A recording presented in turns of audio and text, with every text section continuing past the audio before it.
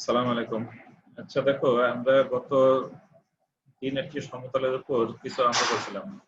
সমতল চ্যাপ্টারটাকে আমরা ২-৩টা মানে এটা দিয়ে ২টা লেকচার দেখছি। সমতলের উপর ২টা বা ৩টা হবে আরকি। তো সমতল থেকে আমরা গতদিন যে অঙ্কগুলো করেছিলাম ওই অঙ্কগুলোর সাথে আজকে আরো কয়েকটা অঙ্ক আমাদেরকে করতে হবে।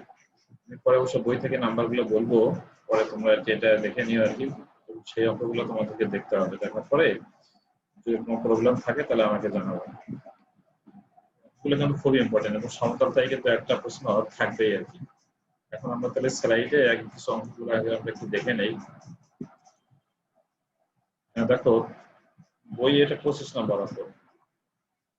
আমি অবশ্য এখানে ইংলিশে একটু টাইপ করছি, এটা আমার জন্য একটু সুবিধার জন্য।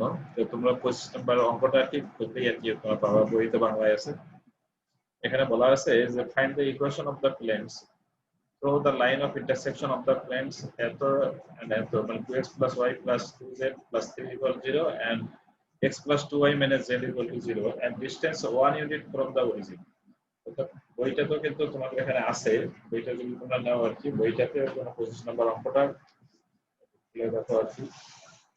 এখানে বলছে যে একটা সমতলের সমীকরণ নির্ণয় করো যেটা এই দুটো সমতলের ছেদ রেখা গেল, আর মূলবিন্দু থেকে যাদের দূরত্ব হচ্ছে 1 একক।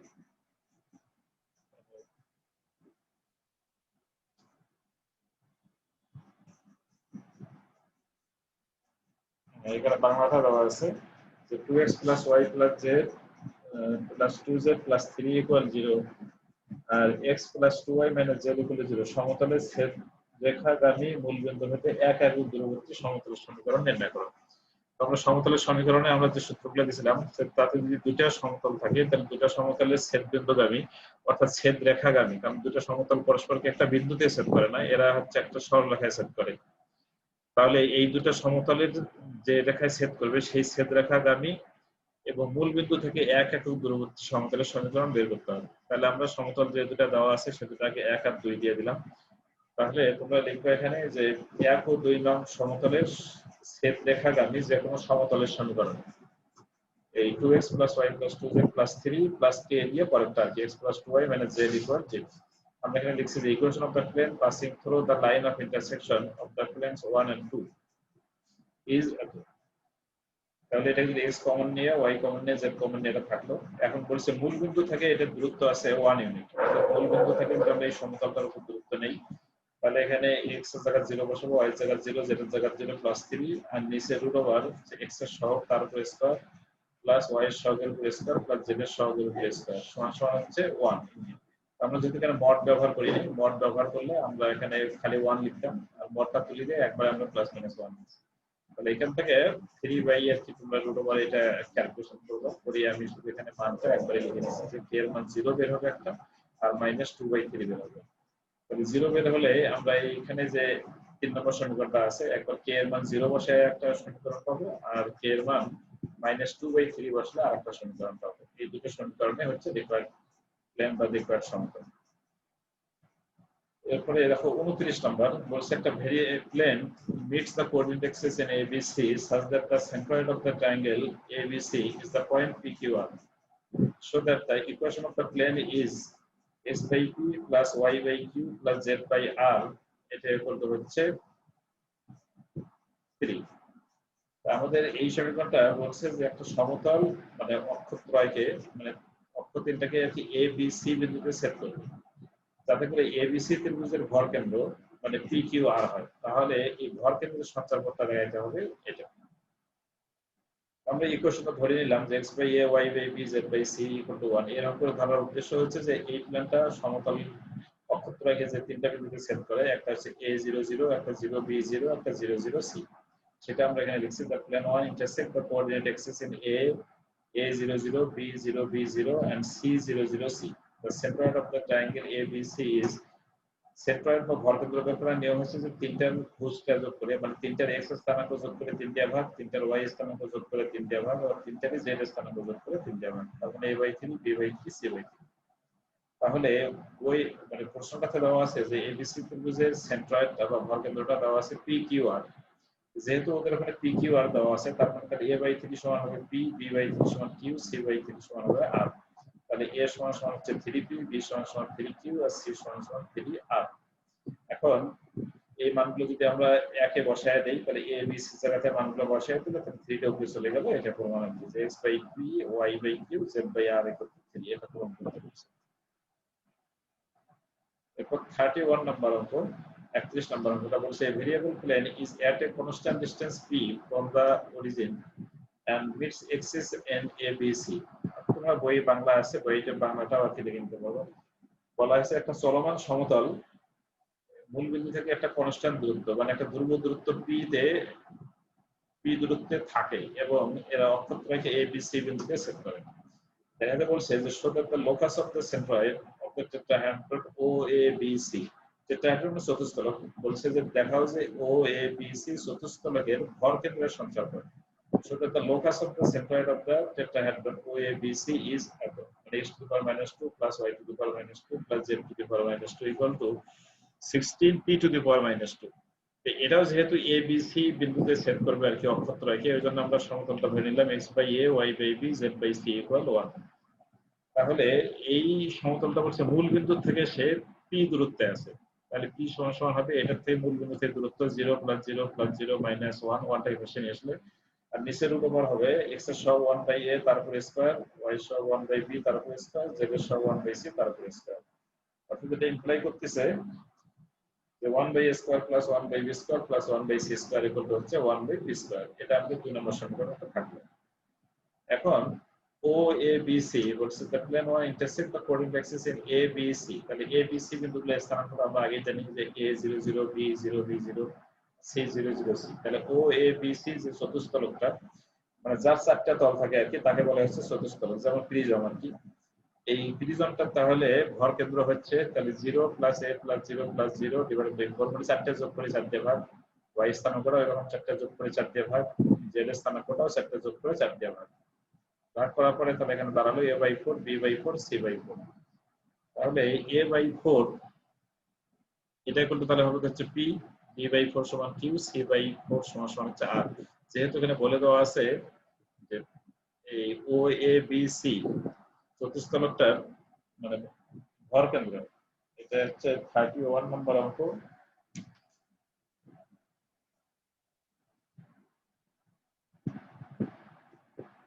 OABC চতুষ্ফলকের ভর কেন্দ্রের সঞ্চার করে। তাহলে এই OABC চতুষ্ফলকের যদি আমরা ভর কেন্দ্রটা যদি আমরা ধরে নেই XYZ, তাহলে এখানে a/4 সমান হচ্ছে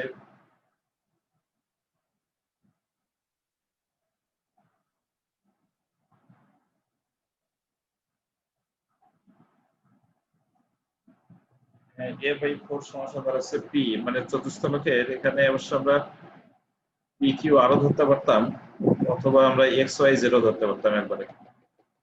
বই কিন্তু একবারে XYZ ধরা আছে, এখানে একটু কথাটা লিখে নিতে হবে।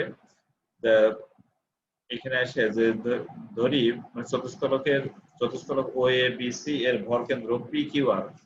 এখানে PQR এই লাইনটা আমাদের একটু মিস্টেক হয়ে গেছে, এই লাইনটা উঠে নেই, এটা একটু ধরে নিতে হবে।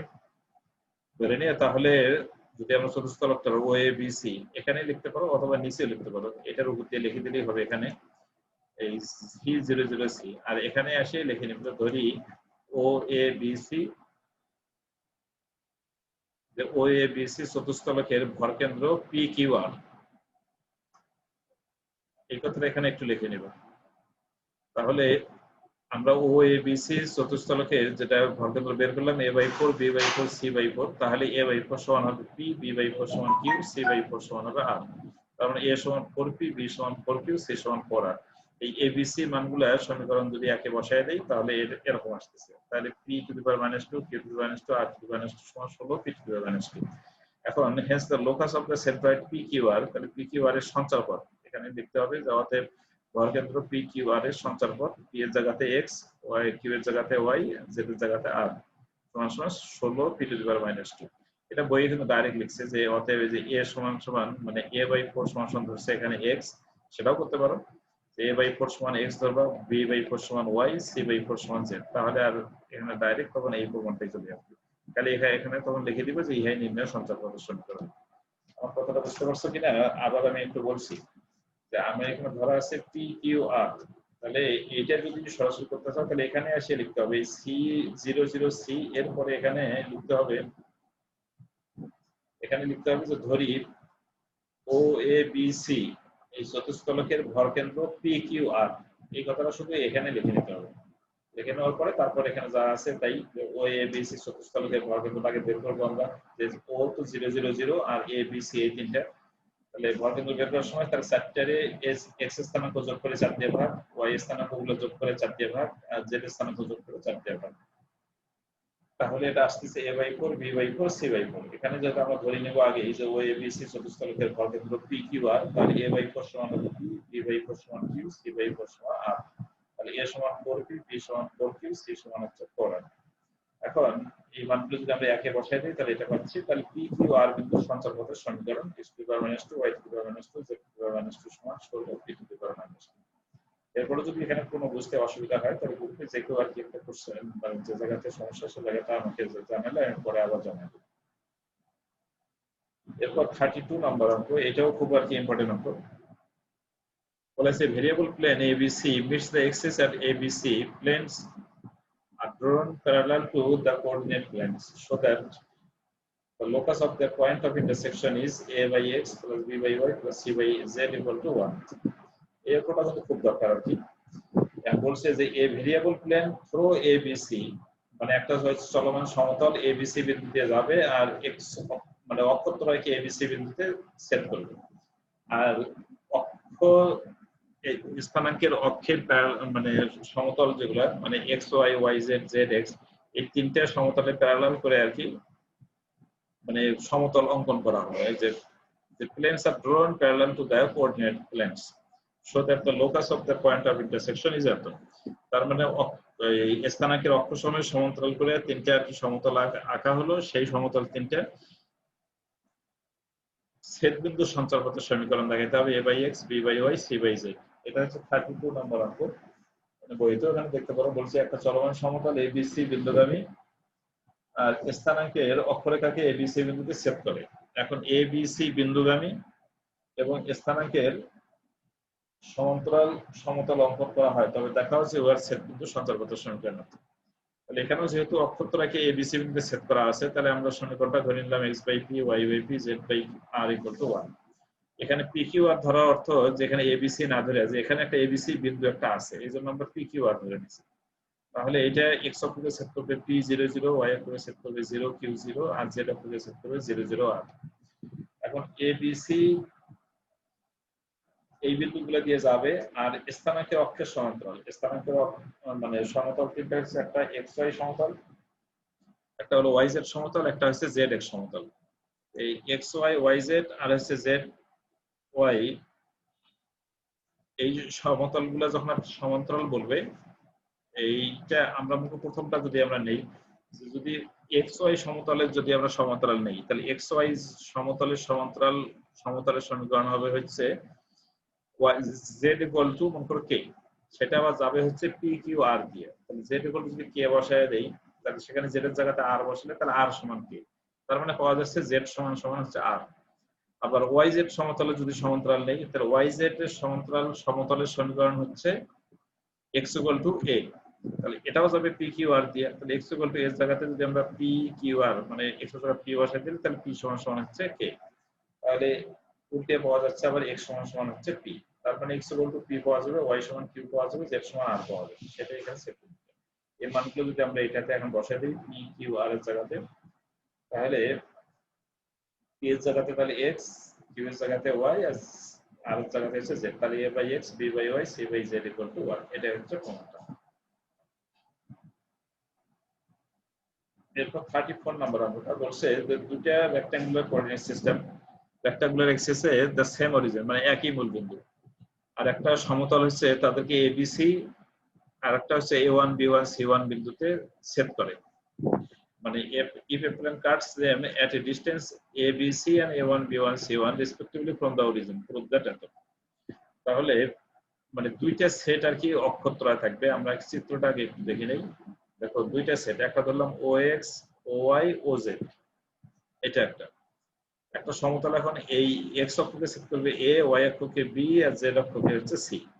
আর আরেক সেট এই কোঅর্ডিনেট এক্সিস, মানে আরেকটা সেট আছে ধরলাম যে OX ড্যাশ, এই যে OX ড্যাশ, একটা হচ্ছে OY ড্যাশ, একটা হচ্ছে OZ ড্যাশ। ওই সমতলটাই আবার এই অক্ষত্রয়গুলোকে সেট করবে A ড্যাশ বিন্দু, B ড্যাশ বিন্দু আর C ড্যাশ বিন্দু। তাহলে একই মূল বিন্দু অবশ্য। তাহলে প্রথম সমতলের ক্ষেত্রে ও এ সমান হবে A, ও বি সমান B আর ও সি সমান হচ্ছে C। আর দ্বিতীয় যে অক্ষ তিনটা আছে তার সাপেক্ষে ওই সমতলের সমীকরণ হবে। অর্থাৎ মূল বিন্দু থেকে এটা পর্যন্ত ও এ ড্যাশ সমান হচ্ছে A1, ও বি ড্যাশ সমান হচ্ছে B1 আর ও সি ড্যাশ সমান হচ্ছে C1। তাহলে প্রথম সমতল মানে প্রথম স্থানাঙ্ক সিস্টেমটা যদি আমরা ধরি, তাহলে তার সাপেক্ষে সমতলটার সমীকরণ হবে হচ্ছে x/a, y/b, z/c = 1। আর দ্বিতীয়টার সাপেক্ষে হবে x/a1, y/b1, z/c1 = হচ্ছে 1। তাহলে এখন যেহেতু একটাই মূল বিন্দু, তার মানে মূল বিন্দু থেকে তাহলে এই সমতল যে দুটা এবং সমীকরণ দুটো একই সমতলের সমীকরণ, তাহলে ওই সমতলের উপর লম্ব দূরত্ব দুটো সমান হবে মূল বিন্দু থেকে, সেটা এখানে বলা আছে। তাহলে মূল বিন্দু থেকে তোমরা লিখবে, এখানে ইংরেজিতে না লিখে তোমরা বাংলায় লিখে দিবা, বইয়ে আছে যেহেতু লেখাই। তাহলে মূল বিন্দু থেকে প্রথমটা দূরত্ব হবে 0 0 0 - 1 √x এর সহগ স্কয়ার, y এর সহগ স্কয়ার, z এর সহগ স্কয়ার, এরকম করে দ্বিতীয়টারও। তারপরে এটাকে যদি বর্গ করা যায়, মাইনাস মাইনাস একটা প্লাস হয়ে যাবে, বর্গ করলে রুটটা উঠে যাবে। তাহলে এটা এই পাশে আসলে এটা এই পাশে গেলে তারপরে এই প্রমাণটা আসবে। এটাই হচ্ছে আমাদের সমতলের আর কি লাস্ট অঙ্ক। এরপর আমরা অন্য চ্যাপ্টার থেকে শুরু করবো। এখন সমতলের এই মাঝখানে যে দুটো অঙ্ক তোমাদেরকে বললাম, এই অঙ্ক দুটো সম্পর্কে যদি কোনো সমস্যা থাকে তাহলে সেটা আমাকে আর কি জানাবে। আর একটা হচ্ছে যে এই প্রশ্নমালার থেকে আর কি মানে যে অঙ্কগুলো করা লাগবে মানে সমতল থেকে আর কি, সেটা আমি শুরু থেকে এখন বলছি। শুরু থেকে আর কি আমি অঙ্কের নাম্বারগুলো বলে দিচ্ছি, তোমরা একটু এটা দেখে নিয়ে পরে আর কি তোমার বইয়ের সাথে একটু মিলাই নেবো আর কি।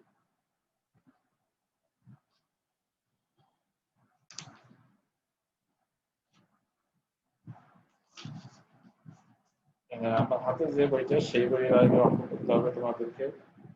5 নাম্বার অঙ্কটা, অঙ্কের একটু নাম্বারটার সাথে অঙ্কটাও মিলিয়ে নেবে।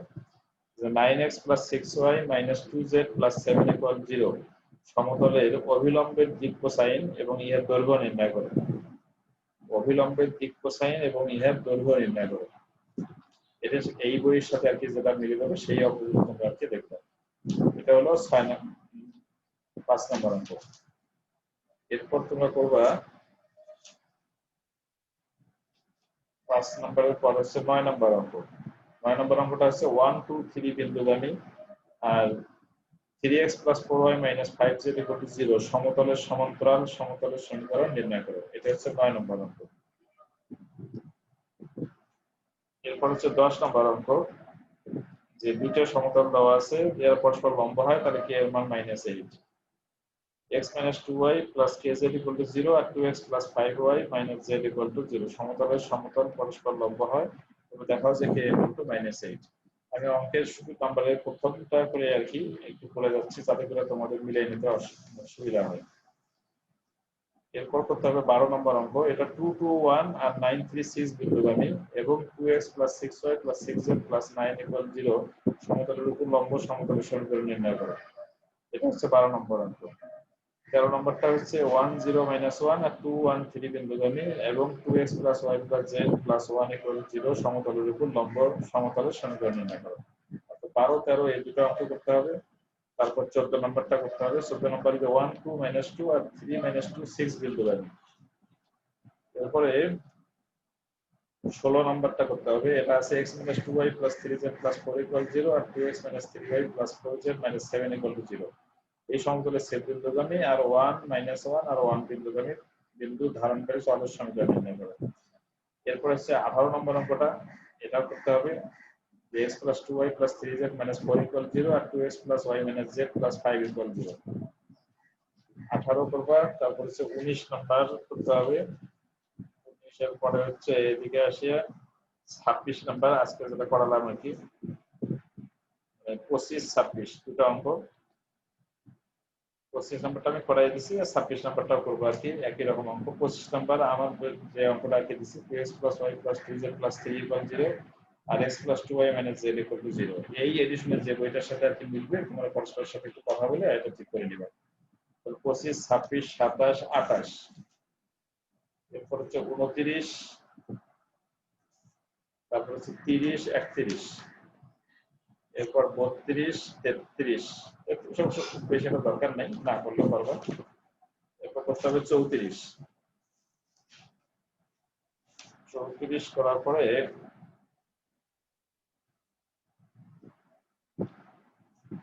এদিকে আসে 45।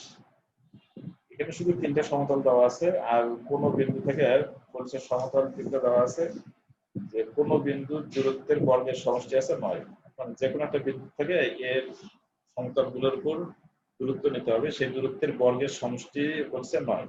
এটাও খুব একটা সহজ অঙ্ক। প্রথমটার উপরে একটা x1 y1 z1 বিন্দু থেকে দূরত্ব নিবা, তারপর প্লাস দিয়ে দ্বিতীয়টার উপর দূরত্ব নিবা, তার বর্গ করলে রুটটা উঠে যাবে, শুধু স্কয়ারটা করে থাকবে। পরে এই স্কয়ারটা ক্যালকুলেশন করলে একই হয়ে যাবে এই অঙ্কটা। এই অঙ্কটা কি তোমাদের করতে হবে 45 নম্বর। এরপর অনুশীলনী থেকে, অনুশীলনী খুব বেশি একটা দরকার নাই আমাদের, এই শর্ট টাইপের যে প্রশ্নগুলো সেই প্রশ্নগুলো তোমরা করবা।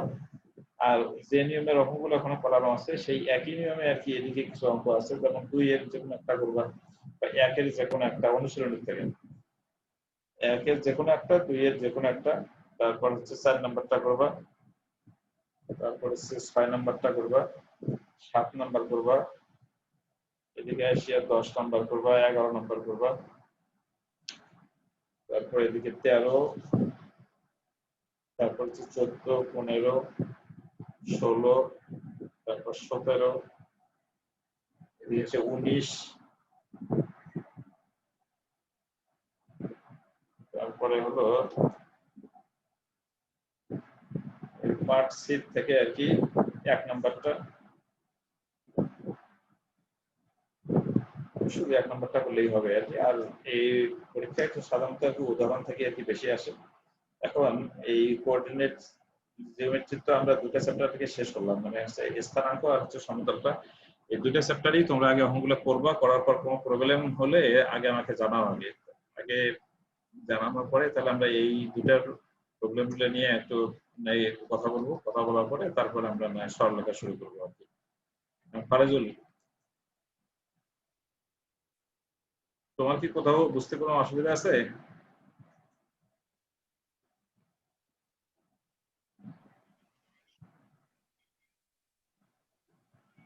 হ্যাঁ, তুমি শুনতে পাচ্ছ? স্যার কোনো সমস্যা নেই। আচ্ছা, সমস্যা না থাকলে তুমি একটু ওদেরকে একটু বলবা, একটু অর্গানাইজ করো, করি অন্তত 5-7 জন ক্লাসে থাকলে, তাহলে একটু সবার ধরনের আর কি মতামত পেলে, বা কার কোথায় বুঝতে অসুবিধা হচ্ছে, তাহলে অন্যদের একটু ক্লাসগুলো বুঝতে পারলে তখন একটু সুবিধা হবে। আর এরা একটা নির্দিষ্ট সময়ে, স্যার আমি সবাইকে বলি কিন্তু অনেকজন আসে না স্যার। এরা তো এমনিতে আবার দেখি তো লাইনে অনেক সময় আর কি আসে, এরা তো এমনি ফেসবুকে থাকে, অনেক অনেক সময় তো থাকে এরা, দেখি আবার ফির কাজের সময় থাকে না কেন। স্যার কারো নেট প্রবলেম, কারো ফোন নষ্ট, কারো এই সমস্যা ওই সমস্যা। না কি সমস্যা, আমি তো ওদেরকে দেখি তো, ওরা তো নেটে থাকে তো, অনেকেই থাকে। আর লুকডাক কেন অল টাইম অ্যাক্টিভে থাকে কিন্তু কেন যে ক্লাসগুলো করে না। হ্যাঁ, অনেকেই তো করতে পারে ক্লাসগুলো, করলে তো একটু সুবিধা হবে। জাতীয় বিশ্ববিদ্যালয় তো এখন সবগুলো ক্লাস অনলাইনে দিচ্ছে, আমি তো সেখানে 4th ইয়ারে ক্লাস দিচ্ছি। এখন ওরা তো মানে পরিস্থিতি স্বাভাবিক হলে ওরা বেশি সময় দেবে না, তো পরীক্ষা নিয়ে নেবে। পরিস্থিতি স্বাভাবিক হলে ওরা পরীক্ষার ডেট দিয়ে দিবে। পড়াশোনাটা তোমাদের শেষ করতে হবে। আমি তো তোমাদের এই লিনিয়ার অ্যালজেব্রাটা মোটামুটি ভাবে শেষ করছি নাকি? হ্যাঁ স্যার। লিনিয়ারটা, লিনিয়ার অ্যালজেব্রাটা শেষ করি নাই? কেন শেষ হয়নি, কয়েকটা অধ্যায় বাকি আছে। লিনিয়ার অ্যালজেব্রা কি বাকি আছে? শেষের দিকে অধ্যায় বাকি আছে। কোন অধ্যায়? শেষের দিকে। শেষের দিকে? হ্যাঁ স্যার। শেষের দিকে বলা করছে, মানে প্রথমের দিকে বাকি আছে নাকি? তুমি একটু দেখিও তো লিনিয়ারটা আমরা কি পরিমাণ আর কি আছে, তারপর ফান্ডামেন্টালে কি মানে কোন কোন চ্যাপ্টার গুলা মানে করা হয় নাই। ক্যালকুলাসটা তো মোটামুটি, ডিফারেন্সিয়েশনটা তো আমরা আগেই করেছিলাম ক্লাসে, তারপরে এখানে তো মানে অনলাইনে তো ইন্টিগ্রেশনটা আমরা করছি মোটামুটি ভাবে অনেকগুলো। এখন এই জ্যামিতিটা আমরা একটু করিয়ে হ্যাঁ স্যার। তাহলে ফান্ডামেন্টালের যা কিছু বাকি আছে আমরা সবগুলো চ্যাপ্টারে আর কি সবগুলো কোর্সের সবগুলোই আর কি শেষ করতে যাচ্ছি এরকম করে শেষ করে আর তারপরে স্বাভাবিক হলে যে কদিন পাবো সে কদিন তখন আমরা রিভিশন দিতে পারবো পরীক্ষার আগ পর্যন্ত বা তোমার তখন একটু কিছু পরীক্ষা নিতে হবে আর কি বা পরীক্ষা দিলে তখন তোমাদের জন্য একটু সুবিধা হবে। তাহলে তুমি সবগুলো কোর্সের মানে আপডেটটা আমাকে জানাবা তো যে কতগুলো মানে কোন কোন কোর্সের কি কিটা আর কি বাকি আছে। আর অন্তত 5-6 জন আর কি অন্তত অ্যাড থাকলে তাহলে 5-6 জনের 5-6 রকম সমস্যা একটু জানলে তাহলে অন্যদের জন্য একটু বুঝতে সুবিধা হবে আর কি। আমি সবাইকে গিয়ে বলবো। হ্যাঁ হ্যাঁ, আচ্ছা। আর লুবনা কেমন দেখতেছি না, লুবনা তো আগে মোটামুটি ভাবে অ্যাড হতো, ও কেমন লাইনেও দেখছি না। ওর সাথে একটু যোগাযোগ রাখি আর কি তুমি, তাহলে আজকের জন্য আর কি রাখি তাহলে।